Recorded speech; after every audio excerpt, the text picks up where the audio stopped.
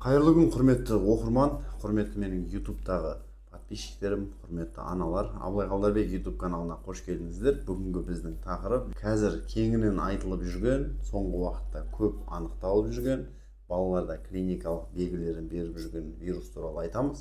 Сіз лайк басып, міндетті түрде менің ютуб каналыма тіркеліп кетіңіз. Себебі бұл ютуб каналда түрлі ақпараттарды, медициналық информацияның барлығын таба аласыздар, және балаңызға міндетті түрде соның біреу болмаса біреуі көмегі тиіп қалуы мүмкін.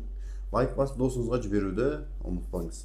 Бүгінгі тақырып Эпштейн-Барр деп айттық. Яғни оның біз белгілерін, қандай проявление береді, қалай анықтасақ болады, қалай оған күмәндансақ болады, қандай анализдер тапсырамыз, қалай емдейміз, және оның алдын алуға бола ма, оған қарсы прививка бар ма, оны қай уақытта салғызу керек деген сияқты нәрселердің барлығын айтатын боламыз.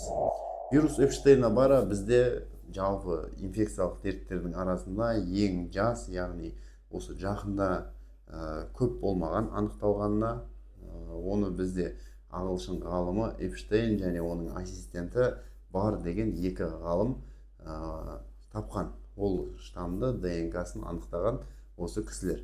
Енді Эпштейн-Барр ағзаға қалай енеді, осы туралы бастап айтайық.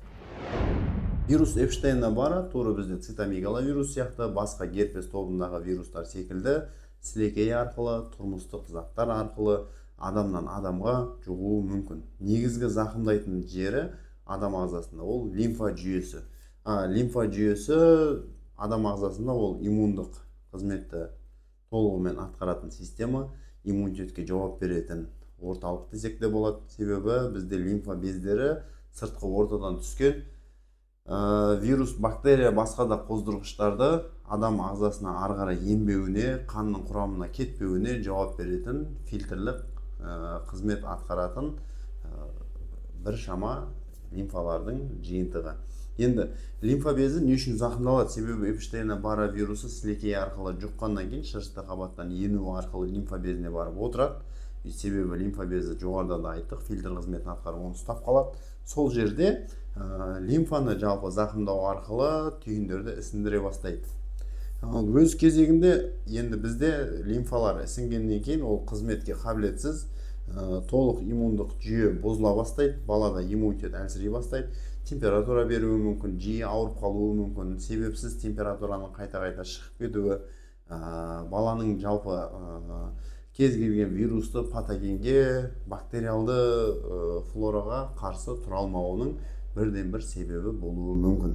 Енді Эпштейн-Барр, біз бірінші кезекте Эпштейн-Баррға не үшін күмәндануымыз қажет? Жақ асты, мойын алды, мойын арты, қолтық астында орналасқан лимфа бездердің барлығы ісінуі мүмкін. Горох тәріздес көлемде, көп мөлшерде, жылжымалы, қатты ауырсынуды шақырмайтын лимфа бездердің пайда болуы бұл Эпштейн-Баррға тікелей бірден бір көрсеткіш. Енді Эпштейн-Барр бізде жазыла ма, оны емдеуге бола ма, осы сұраққа оралайық. Әрине Эпштейн-Барр вирусы бізде емдеуге болады, бірақ оны диагностикалаудың дәл цитомегаловирус сияқты өзіндік әдісі бар. Себебі бізде капсидный антитела дейміз, ранний антитела, ядерный антитела дейміз. Оның әрқайсысы осы аурудың периодына қарай бөлінеді. Яғни ерте кезде бізде ағзаға Эпштейн-Барр вирусы түскеннен кейін ол бізде ағзада ядерный антитела мен ранний антитела пайда бола бастайды. Ал уже біз ем жасаған моментте немесе активный емес уже иммундық жүйе ол Эпштейн-Баррны тізгіндеген кезде бізде капсидный антитела G формасында шығуы мүмкін.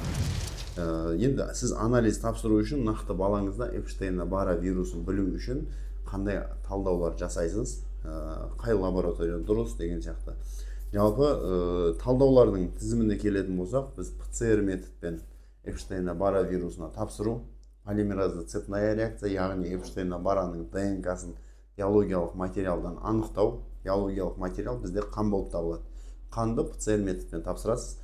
Екіншісі ИФА метод, иммуноглобулин М, иммуноглобулин G, ядерные, капсидные, ранние антителаға.